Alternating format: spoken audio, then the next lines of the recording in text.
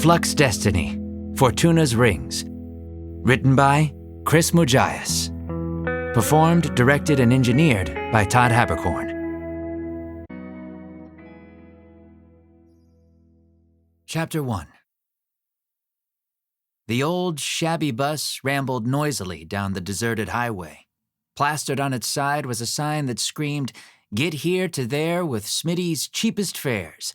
A dumb mascot flashing the tritest of human hand gestures, the thumbs up, only made it look worse. Fortunately for its passengers, the morning air hadn't yet been superheated by the summer sun. A warm breeze blew in through mostly empty window frames. The few glass panes that remained rattled loudly as the bus putted along. You couldn't blame Smitty for false advertising. He promised cheap, not comfortable. The grumbling of the bus's rusted frame had become surprisingly soothing to its weary passengers during the trip. There were perhaps 8 or 9 passengers taking this godforsaken route to Anderes, an isolated city on the very edge of Fortuna's borders. This city had a unique quality. It straddled the perimeter of a gigantic rupture in space-time that locals proudly called Big Mouth. Marco Mendoza fidgeted in his uncomfortable seat near the back of the bus and was looking uncharacteristically disheveled. His brown hair was a total mess, and long strands stuck to his forehead. His university-issued crimson uniform jacket was almost completely unzipped, revealing his sweat-soaked undershirt. He always took great pride in how he presented himself, so it was quite unusual to see him in such a disastrous state. He could have read a book or taken a nap to pass the time, but instead he doodled X's of different sizes across the pages of a thick green notebook. They closely resembled the striking black X that was sewn onto his jacket, just over his heart. With each passing page, his pen dug deeper and deeper grooves. Across the aisle, his tow-headed 16-year-old companion, Hugo von Schneider, was quietly staring out the window. Hugo had lost count of the number of ghost towns they had passed through over the dreary 8-hour-long drive. Ono Prefecture was an oddly desolate place and failed to thrive, unlike the rest of Fortuna. Even the vegetation seemed sickly. This was despite the unending monsoon season caused by a stationary destiny cyclone. As the cyclone churned, it wreaked havoc on the fabric of reality in the region. Seasons would change unexpectedly. Mountains would disappear and reappear. Day and night cycled randomly. It was as if they had driven into another world. A sign that read "Caution, unstable destiny next 100 miles" flew past the window. It was hysterically understated. "You reek. You know that, right?" Marco muttered without lifting his eyes from his notebook. He was still carving X's into it. Until that moment, he had not spoken a word to Hugo for nearly the entire trip. Hugo turned his head slowly and squinted his eyes in disbelief. He'd done nothing to warrant this, though, truth be told, he looked no better than Marco. His purple uniform jacket was stained with mud, and its large hood was ripped. The hefty golden ring that hung from the jacket's collar was grimy and smudged with an unknown substance. "Shut up," he shot back. "Have you gotten a whiff of yourself in the last few hours? You smell like garbage." Marco's eyes darted furiously in Hugo's direction. He opened his mouth to say something, and Hugo braced for the worst. He readied every possible counter-insult in his arsenal. Marco could be ruthless in these kinds of fights. When a Marco mood swing struck, it was usually out of the blue and targeted the heart with surgical precision. To Hugo's surprise, Marco simply huffed and let the whole thing go. Hugo softly sighed with relief. He turned back to the window, satisfied that, at least for the moment, he'd fended off Marco. These kinds of fights were enough to make his stomach turn with gut-wrenching anxiety. It was becoming clear that the difficult chain of events since their suspension from the university's exclusive training program was straining their already complicated, forced partnership. When their superiors on the mysterious Board of Trials had ordered them to Anderes to investigate strange occurrences there, they had been more than happy to take on a distraction. For the last 2 days, Hugo had been thinking obsessively about someone they had just lost in their last encounter. He had grown close to this girl, and the loss had been very painful. He eagerly wanted to talk to someone about the grief that was eating away at him, but he had no one to turn to, Marco certainly didn't seem to care about his feelings. His gloomy trance was broken when he felt someone tugging on his jacket. He turned to find an intense little boy with blue eyes staring up at him. "Hey, mister!" the boy shouted as he waved his toy clockbot in Hugo's face. Jason, leave that young man alone, the boy's mother scolded as she tried to pull him back into his seat. "It's okay, ma'am," Hugo said with a smile. "Hey, buddy, you sort of look like me. I bet you're breaking hearts left and right." Jason grinned from ear to ear. Good grief, Marco mumbled as he rolled his eyes in disgust. He took his backpack and made a makeshift pillow to rest his head against the window. You are so corny. Hugo and Jason looked at each other, then stuck their tongues out at Marco in near perfect unison. Hugo offered Jason a victory fist bump, but Jason seemed confused by the gesture. "Are you gonna leave me hanging?" Hugo asked. "Huh? Leave you what?" Hugo took Jason's little hand and helped him roll it into a fist. "Now bump me back." Jason followed through awkwardly. "Congratulations, you're a man now," Hugo joked, making Jason giggle. Jason's attention shifted to a pile of textbooks on the empty seat next to Hugo. Destiny in Flux, 3rd edition, lay on the very top. "Can you read me a story?" Jason asked. "Well, I'd love to, but these aren't really for little kids. They're full of science and math stuff. I'm sure hearing about the coefficient of karma used to calculate the maximum radius of a rupture in space-time won't make this ride any less boring."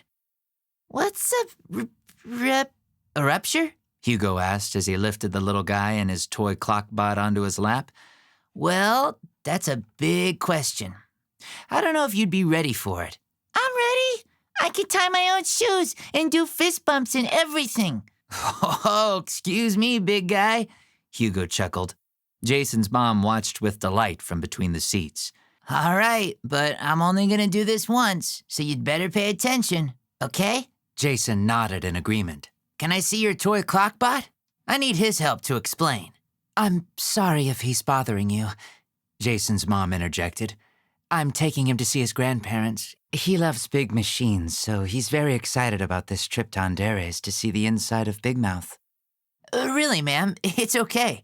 I always wanted a little brother. I never got to be the big brother. I happen to have 2 older ones who I don't really get along with." Jason handed Hugo his toy clockbot. "This is Kieran," he proudly proclaimed. "He's a big old clockbot that lives in my town." He doesn't live in your town, sweetheart, Jason's mom said, correcting him. That's a statue they built to honor him for being a big hero. "Either way, that's an awesome name," Hugo said, playing up his excitement to flatter Jason a bit. He pushed a button on the back of the toy and it performed its programmed karate chop move. "Do you know what makes Kieran move like this?" "Nuh-uh." "Okay, sit tight." Hugo reached into his backpack and pulled out a little black case. "Wow." Jason marveled at a golden emblem that was set squarely on the front of the case. "What's that?" "That's Fortuna's seal. It means I'm important." Hugo could hear Marco snicker condescendingly with his face still turned against the window. "Yeah, he's a big deal, all right," Marco said with expected sarcasm. "Huge deal." Hugo ignored Marco and continued. "It's a symbol of the academic empire of Fortuna. That's the country where we all live." Jason traced his finger along its unusual shape. "What's it supposed to be?" "An hourglass. It's like an old-timey clock. It's on Fortuna's flag because it's supposed to mean that time is priceless. We only have a short while on this planet to carry out our destiny." Hugo proceeded to slowly unzip the case for dramatic effect. Jason was spellbound. When the case opened, a set of beautiful golden tools emerged. They were so shiny that they reflected the daylight onto Jason's face. It was evident that Hugo took excellent care of them. "Wow," Jason whispered in awe. While each had its own unique design, Hugo picked one that looked more like a standard screwdriver. He turned Kieran over and began to unscrew the back panel of the toy. Jason was visibly nervous. "Don't worry," Hugo said reassuringly. "I'm not hurting him." After a few turns, there was a tiny click, and the back panel popped open, revealing Charon's complex mechanism of gears and pinions. Holy crap! Jason yelled as he looked in. Jason, shouted his mom, watch your mouth. Jason cringed. Sorry. These little gears help Charon move, Hugo continued. Each gear is very special. Take one out, and it changes the way he works. It's the same with humans. When we're born, each one of us gets our own special gear of destiny. You mean I have my own gear? Like Charon? You bet, buddy. We all do. Jason beamed with excitement. Mama, guess what? I have my own gear of destiny. Jason's mom laughed. It meant a lot to her that someone was humoring her curious little son. And just like all these gears inside Charon, every gear of destiny is connected to a great big machine called, well, the Great Machine. Every choice you make, no matter how big or small, impacts all the other gears. This affects the way our entire world works. Jason stood there, slack-jawed. This was perhaps more than he could fully understand at his age. Marco, who had finally fallen asleep, let out a big snore and ruined the moment. Hugo leaned in and whispered loud enough so that Jason's mom could hear. So, you'd better be a good kid and do what your mom says, right? All this talk about destiny intimidated Jason a little. He nodded nervously. So, anyway, back to the question you asked me. What is a rupture? Well, how did I get to show you Charon's insides? Through that little door, Jason said excitedly. That's right, my man. Destiny engineers and engineers in training like Marco and me need to be able to get into the guts of the universe when things aren't working right. Ew, guts. That's awesome. Hugo chuckled and finished his thought. Yep, it's pretty awesome. Sometimes there are doors that open up all on their own. Those are called ruptures. And sometimes we have to make our own little doors that we call tears. You can do that? Hugo grinned. Want to see something cool? Check this out. He looked around to see if any of the other passengers were watching. Satisfied that he had some level of privacy, he put his hands out in front of him, and a dim blue aura began to surround them. Taking his left index finger, he drew a single vertical line in the air. As he did so, a trail of light followed his motions. Jason and his mom were awestruck. Hugo slipped both hands into the ghostly line and pulled the sides apart gently, like opening a curtain. A bright light filled the bus. Some of the passengers turned to look, and Marco started to stir from his nap. Right there, in front of Jason and his mom, Hugo had created a tiny window into the plane containing the Great Machine, the backbone of the universe. It was a gigantic ocean of gears, sprockets, pinions, and springs that seemed to stretch into infinity. Jason stood up on the seat for a better look. His mom held a single hand up to her mouth. It was an unbelievable sight. Few people would ever get their own private viewing of the universe's entrails in their lifetimes. A flying magazine hit Hugo on the side of the head. What are you doing? Marco barked. Are you crazy? You can't just start opening tears whenever you want. It's not a toy, Squid. Hugo knew Marco was right. His face turned red as he grew intensely embarrassed. Being called by his awful nickname, Squid, only made it worse. He quickly made a swiping motion with his hands that closed the tear and erased the seam from space-time.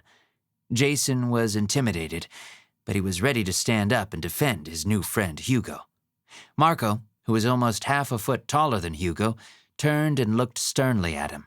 Jason's courage melted away, and he scurried to his mom's arms in fear. Sorry for startling you, ma'am, Marco offered politely. It seems my friend here needs more training in professionalism. Jason's mom timidly waved her hand, and Marco returned to his nap. Not before giving Hugo one last patronizing glare. Amateur. Hugo sunk in his seat. Everyone was looking.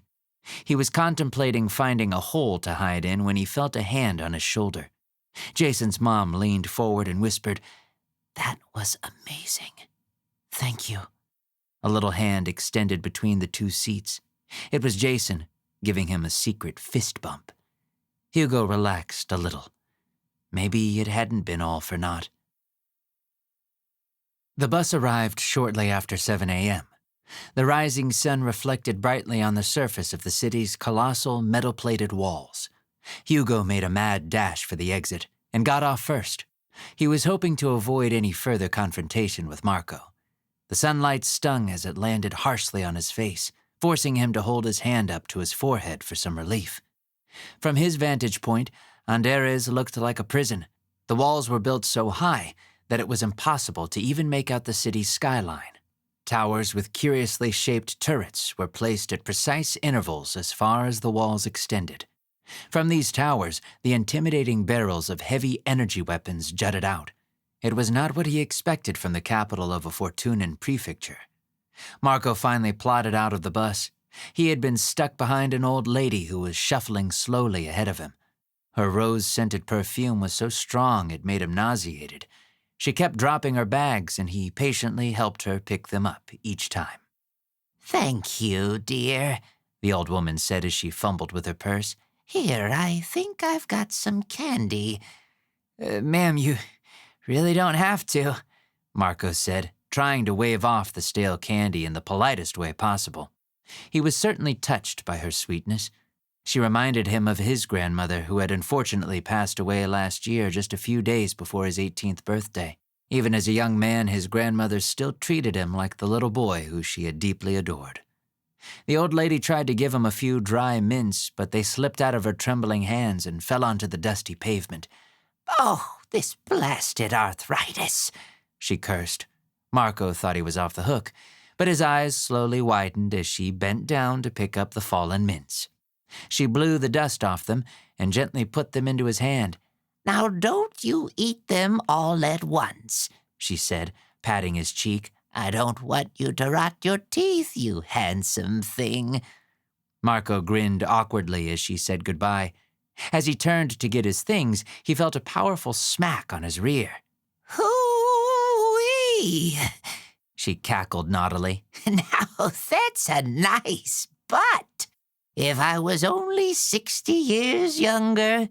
She kicked her heels and trotted off to her waiting family. Marco's face flushed. Perhaps she hadn't been so grandmotherly after all. Have a smitty day, the driver now said, delivering the bus line's awful tagline, devoid of self-awareness, with a forced smile. Oh, this trip has been quite smitty, thank you. Marco deadpanned as he gathered both his and Hugo's backpacks from the dim-witted bus driver. Hugo purposefully left his backpack behind just to irk Marco. It was a bold move considering that it contained his life-saving fate candy that Hugo needed to contain his debilitating overclock disorder. Overclock disorder is a devastating illness that weakens a human's gear of destiny. If left unchecked, the disorder can be terminal, reducing its victim to a zombie-like state. While its cause is uncertain and there is no known cure, fate candy allows those suffering from the disorder to live reasonably long lives if they take it consistently. Hugo liked to occasionally test Marco's underlying sense of kindness. It was there. He had seen it. It was just buried under a crunchy, bitter shell. Marco forcefully thrust Hugo's backpack into his stomach, knocking the wind out of him. You forgot something, douche waffle, Marco whispered angrily. Hugo didn't retaliate. He knew he was asking for it. So, what's with all the heavy artillery? He asked, after regaining his breath. I've never seen any city in Fortuna with a wall like this. They keep the cankers out, Marco explained as he adjusted his sunglasses in the coolest way possible. Cankers? That sounds really disgusting, Hugo said as he pushed his sweaty blonde hair back. You'll see. Well, maybe you should just stand out front, Marky, Hugo said with an irritating smirk. That should scare pretty much anything away. Marco's sunglasses slid down the bridge of his nose, revealing exhausted, scowling eyes. Ooh, scary, Hugo joked, while pointing at Marco's grim face. He chuckled lightly at his own dumb joke. Surprisingly, Marco started laughing too. It's true, right? Hugo asked as he laughed a little harder, even patting Marco on the back for good measure. I mean, you look awful.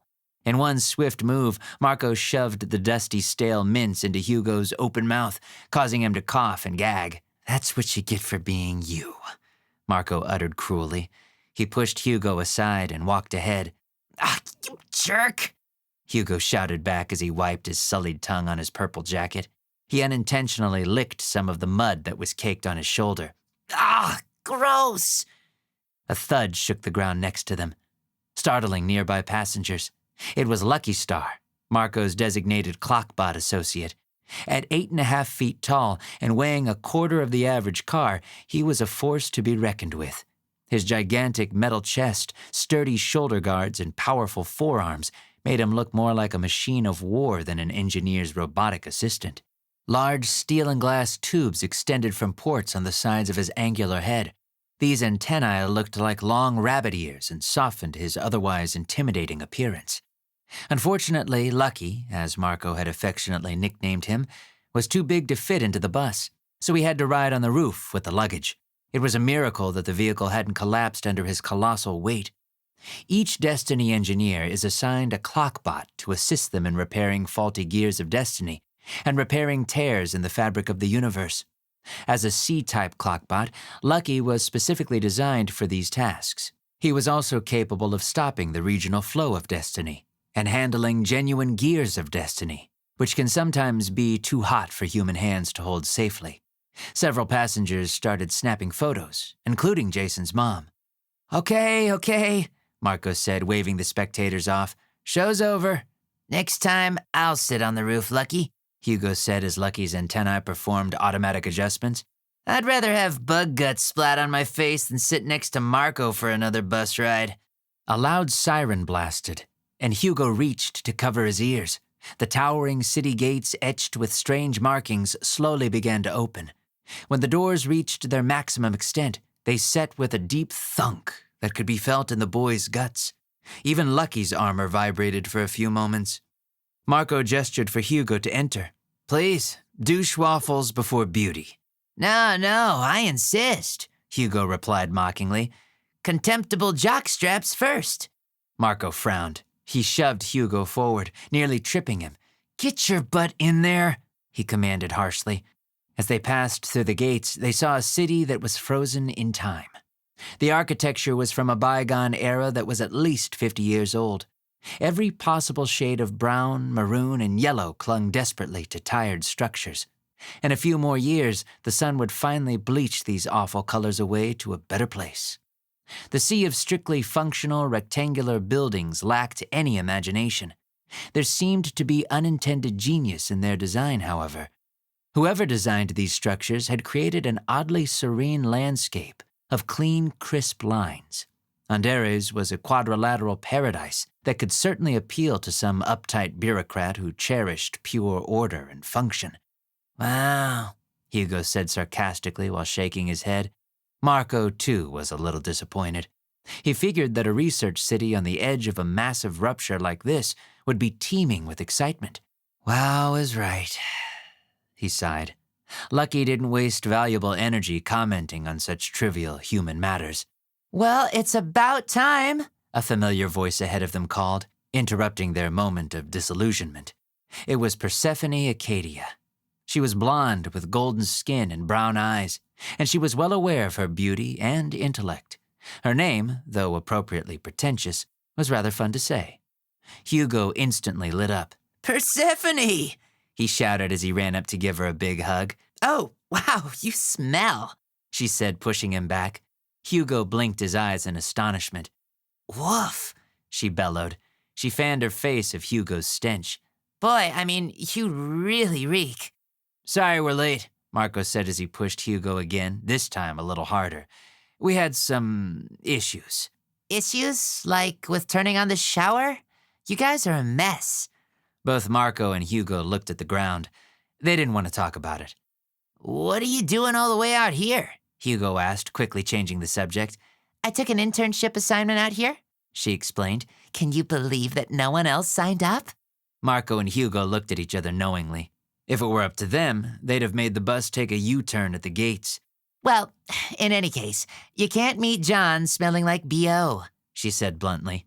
Marco loved her honesty. even if it was directed at him. He was always attracted to girls who could go head-to-head with his own attitude. John? Hugo asked. John Witherspoon. Dr. John Witherspoon. He's the head of the Bastille Research Station. He's part of the team that has been studying Big Mouth for years, she explained. Really? From the looks of it, it seems like the university turned its back on this place decades ago, Marco said smugly. Witherspoon, Hugo whispered to himself, trying to recall that name. Wait, you don't mean the John Witherspoon, do you? The engineer who figured out how to make clockbots talk? Lucky perked up for a moment. The one and only, Persephone said dryly. I always wanted to meet him. I would have told you, Squid, Marco interjected, but you were so busy being a dramatic little trout-faced fudge experiment during the entire bus ride. Marco had a particular brand of insults that made sense even when they probably shouldn't. Listen, guys, I know that Dr. Witherspoon invited you, but please be respectful. Andoresians don't take kindly to university officials from the capital. The sense of neglect is palpable. Calm down, Seth. We'll be too busy studying the rupture, Marco said confidently while adjusting his sunglasses again. And, of course, you're women. Persephone pinched the bridge of her nose in disgust. She didn't know what was worse, Marco's lechery, his smell, or when he called her Seth. Marco caught Persephone's eyes drifting towards the black X on his uniform jacket. He moved the strap of his backpack over it as she awkwardly looked away. I'm sorry, she offered. I didn't mean to. Whatever, don't worry about it, he said dismissively. Suddenly, a loud whoosh screamed over their heads. The trio flinched as a group of teenagers riding on strange discs flew directly above their heads. What was that? Marco shouted as he slowly stood back up. Whoa! Hugo yelled in amazement. What are those guys doing? They're sky surfing, said an unfamiliar voice behind them. Marvelous, isn't it? A handsome man who seemed determined to break the tried-and-true nerdy scientist stereotype walked up. He looked to be in his late 40s, at most, with shoulder-length, sandy hair and glasses. He wore a tightly pressed white shirt and gray pants. He walked with a distinct limp and supported himself with an ornate golden cane. It's a sport that emerged here over a century ago, when the city was founded. Big Mouth is so large that it causes distortions in the flow of destiny that can be ridden by these specialized boards, the attractive man continued. He spoke in a peculiar accent that Marco struggled to place. Andares is so remote from the rest of the empire that its citizens were forced to use ingenuity to keep themselves entertained. The affable man patted Lucky on one of his massive metallic forearms. Exquisite design. Without question, the C-type is certainly my favorite model, he said as he smiled sincerely at Marco's clockbot. Can you talk, lad? Lucky turned his head and made a few digital chirps. Ha ha! That's a loyal clockbot. You only speak to your leader in the human language, don't you? Lucky blinked back politely. Isn't that amazing? But where are my manners? The man said while extending his hand to Marco. I'm Dr. John Witherspoon. I believe we exchanged quite a few messages, Mr. Mendoza. Marco returned the handshake firmly. The pleasure is mine, Dr. Witherspoon, Marco responded politely. Please, call me Marco. Witherspoon nodded in friendly acknowledgement, though he didn't return the same first-name courtesy to Marco. This didn't escape Marco's notice. And you must be Hugo von Schneider, Witherspoon said, offering his hand to Hugo. Despite criticisms that your grandfather's work was too commercialized, I have to say that he inspired me to consider a career in engineering as a young lad. Hugo shrugged his shoulders while shaking Witherspoon's hand. Meh, you and everyone else. You should have Marco show you the shrine he has dedicated to Grandpa Walter. Marco glared at him in embarrassment. True, Walter von Schneider was Marco's personal hero, and a hero to so many up-and-coming Destiny engineers. Witherspoon shared a dignified chuckle that bordered on condescension. Marco quietly contained his irritation. I'm actually very excited to meet you, sir, Hugo added. I've read all about your work with clockbots at the university. Witherspoon gave a slight bow to Hugo, taking him a little by surprise. It was meant to be a gesture of humility, but frankly, It came across as a little douchey to Marco. Though I never understood why clockbots only speak to their designated leaders, Hugo continued. Witherspoon nodded. Clockbots are based on ancient, advanced technology that we still don't completely understand. It took engineers decades just to decipher their complex programming language.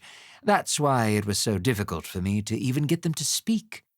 There was so much Hugo wanted to ask, but he decided to restrain his excitement.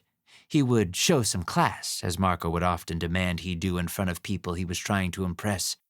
I do know that the code that makes them so loyal is beautifully written, Witherspoon continued. It's like poetry. Marco looked at Lucky, and his tense expression softened a bit. Persephone noticed, and she jabbed him playfully with her elbow. Realizing his soft side was showing, he tensed right back up. Pleasantries aside, Marco, I very much appreciate you coming here so quickly. As you know from my letters, we're in a bit of a dilemma, and I feel your perspective could be helpful, Witherspoon said while cleaning his already spotless lenses with a white handkerchief. I'm here to serve the Empire, Marco said dutifully. I'm flattered that you would consider me for help, sir. Marco needed his ego stroked after enduring so much humiliation over the past several months.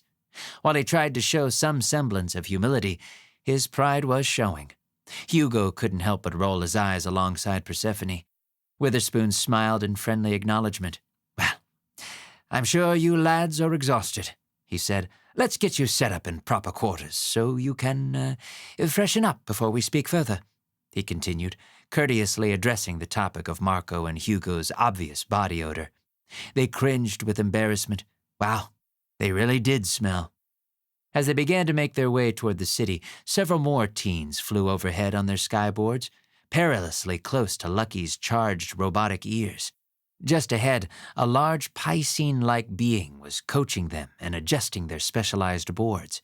He wore a handsome military outfit, with large shoulder guards and a thick breastplate that accented his peculiar muscular physique. The Fortunan hourglass emblem was proudly sewn onto a gray headband that held the shape of his fin-like mohawk in place.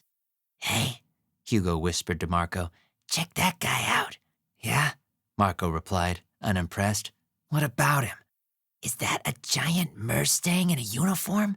Hugo said, referring to a species of large, seahorse-like creatures that could commonly be found in Fortunan oceans. Why don't you go and ask him? Marco suggested with malicious intent.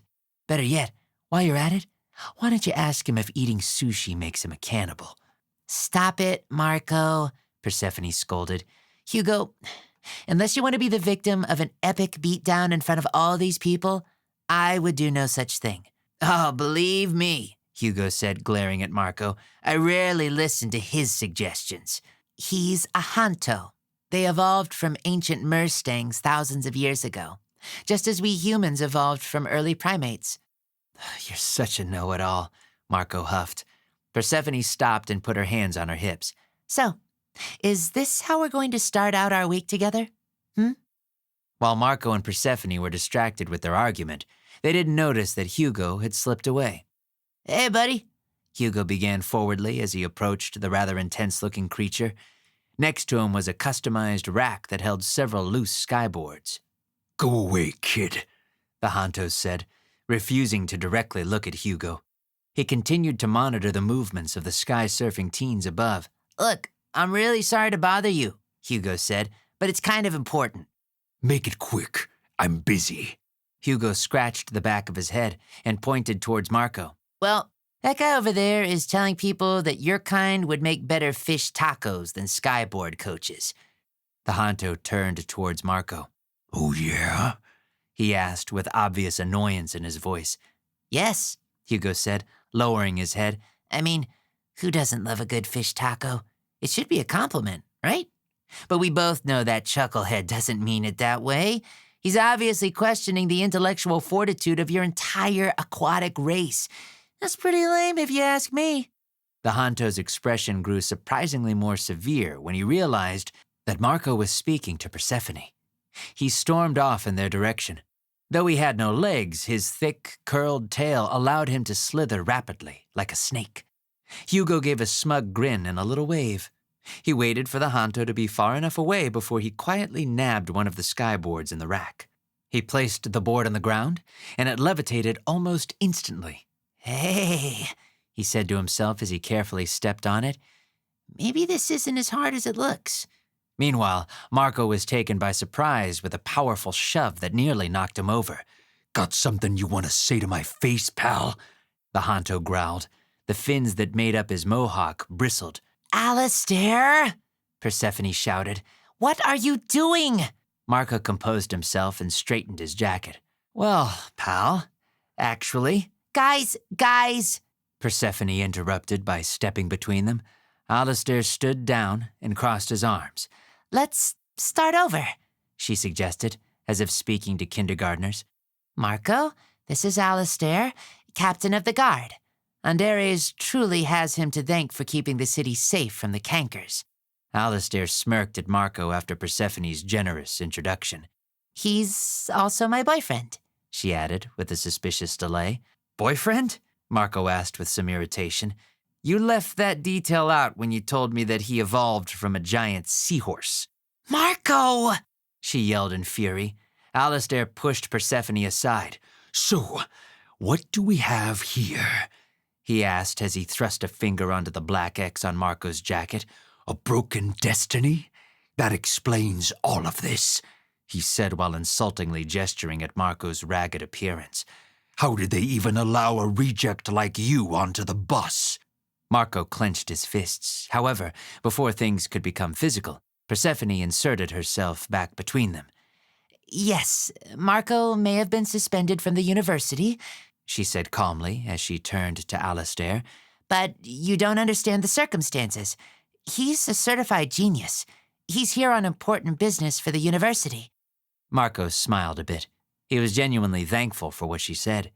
He'd spent so many months being ridiculed after his failed Day of Destiny ceremony that this was a pleasant surprise. Suddenly, Hugo came careening between them, clinging for life on the skyboard he had just hijacked. Help! He screamed. How do I stop this thing? Hugo's board boomeranged back towards Marco, Persephone, and Alistair. Marco reached out and grabbed Hugo's leg, causing him to fall flat on his face. The board continued, unpiloted, on its trajectory towards the horizon. Important business, eh? Alistair said, only moving his eyes to track Hugo's fall. Looks like babysitting to me. Hey! Hugo squawked through a mouthful of dead grass. Marco face-palmed in embarrassment. Yes, sweetheart, Persephone said, losing her patience. Marco and Hugo are here to try and help with the canker problem. Sure, whatever, Alistair huffed. We need all the help we can get. These cankers are getting stronger, and unchecked they could be the end of Anderes. He turned to Hugo. So, you really want to learn to ride one of those? Yes, Hugo said dryly. Grass was still stuck in his teeth, knocking his swagger down a few pegs. Okay then, let's make a deal. This happens to be the week that migrating floutzer buzzards make their seasonal stop in Anderes. They cripple our defense systems by building huge nests on top of the sensors that control the cannons that keep the cankers at bay. Alistair handed Hugo a shovel. It was terribly rusted, and the wooden handle was nearly worn off. What's this for? Hugo asked. It's for clearing out the nests, Alistair replied flatly. Wait, what? Hugo said, highly disappointed. It's called work, Hugo, Marco added. Hugo glared at Marco. Get the work done, and you can have the board for the rest of your stay in Anderes, Alistair said as he offered his hand to seal the deal. Hugo brightened and shook Alistair's hand. Deal.